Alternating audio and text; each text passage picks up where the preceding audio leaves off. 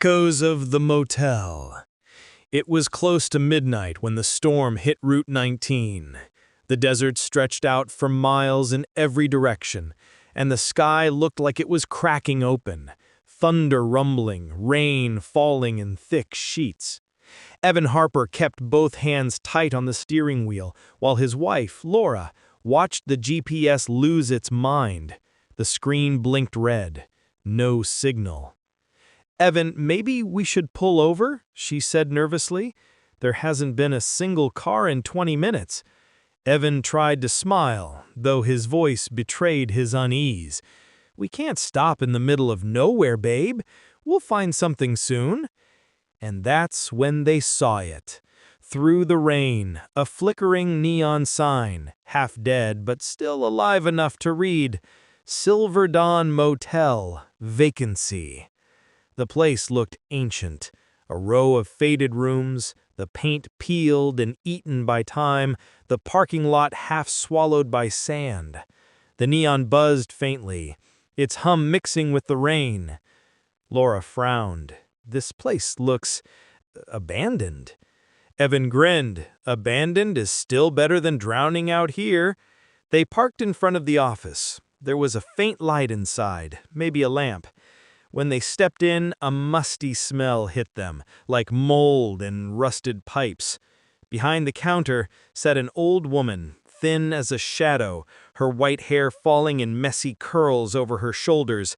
Her eyes were cloudy, milky, like she hadn't seen sunlight in years. "You're lucky," she said in a soft, cracked voice. "Not many come this way anymore. Not since the accidents." Evan chuckled uneasily. "We just need a room for one night. Power, maybe a bed?"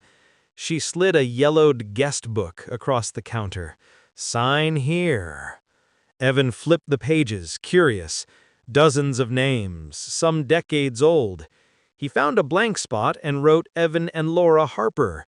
But when Laura's eyes drifted over the older entries, she froze. One of the names near the bottom sent a chill crawling up her spine. "Laura Harper, Room 6, May 1982. Her throat went dry. "Evan, look at this." He frowned. "That's weird, but come on. It's probably another Laura Harper. Common name." The old woman smiled slowly, almost knowingly. "Room 6, she murmured, handing them the key. "Don't open the curtains tonight. The wind carries echoes."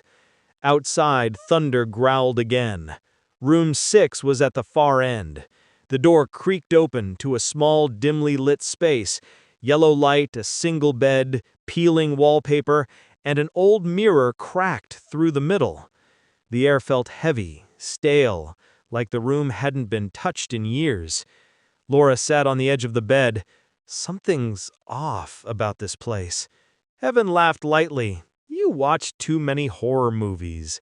He tried to turn on the TV, but all it showed was static, white noise and a faint whisper under it. At first he thought it was just feedback, but the words grew clearer. "Welcome back, Laura." He quickly turned it off, but the whisper didn't stop. It sounded like it was coming from inside the walls. That night, Laura couldn't sleep. The storm outside raged harder, wind screaming like a living thing. Around 2 a.m., she heard a faint tapping, soft, deliberate, coming from the window. She turned slowly. The curtains were swaying, though the window was shut. She stood, heart pounding, and pulled them open. Nothing. Just her reflection in the glass. Except her reflection smiled. She gasped and stumbled back. "Evan! Evan, wake up!" He jumped up, eyes wide. "What?" She pointed. The reflection was normal again, just the rain-streaked glass. "You probably dreamed it. Go back to sleep." But she couldn't. When morning came, the storm had stopped. Evan went outside to check the car. Both tires were flat, slashed clean through. And on the dusty windshield, written with a finger, were 2 words. "Welcome back." Evan's hands trembled.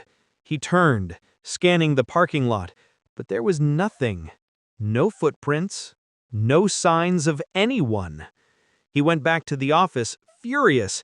The bell on the counter didn't ring when he hit it. The old woman wasn't there. Instead, a man stood behind the desk, wearing a faded uniform, his skin pale and his smile too wide. "He needs something?" he asked calmly. "Yeah," Evan said, "my car tires are slashed, and I want to know what the hell is going on here." The man's eyes drifted toward the key hanging from Evan's hand. "Room 6, he said softly. "You shouldn't be in that one." Evan frowned. "Why not?" "Because it's taken." He pointed to the register. Evan looked down.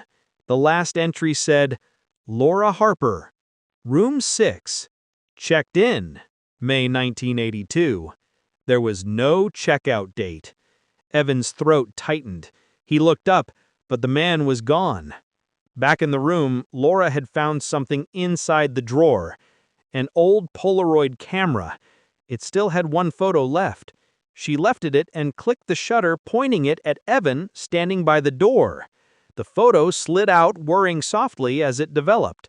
When the image appeared, her blood turned cold.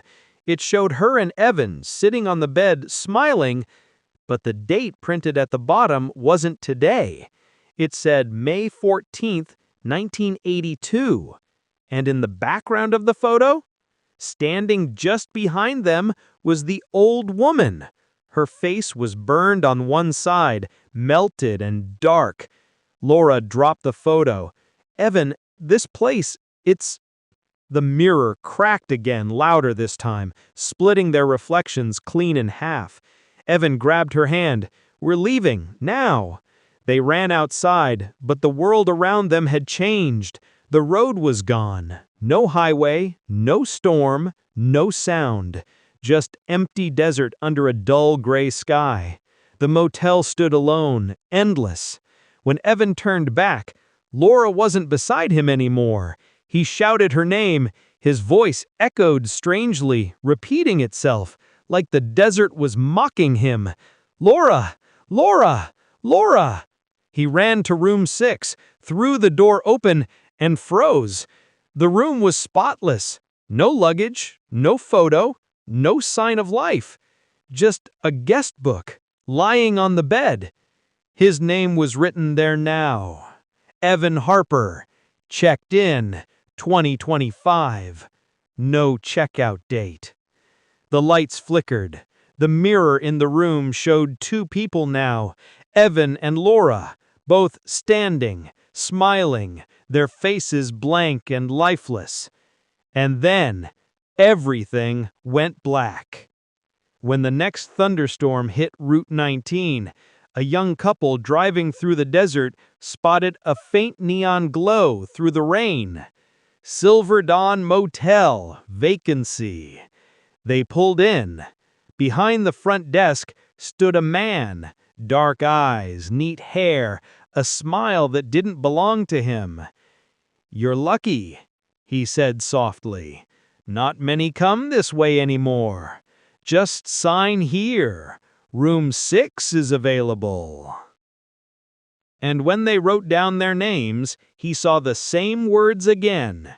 Evan and Laura Harper, May 2025. He smiled wider, though his voice cracked, echoing through the empty lobby. "Welcome back to the Silver Dawn Motel."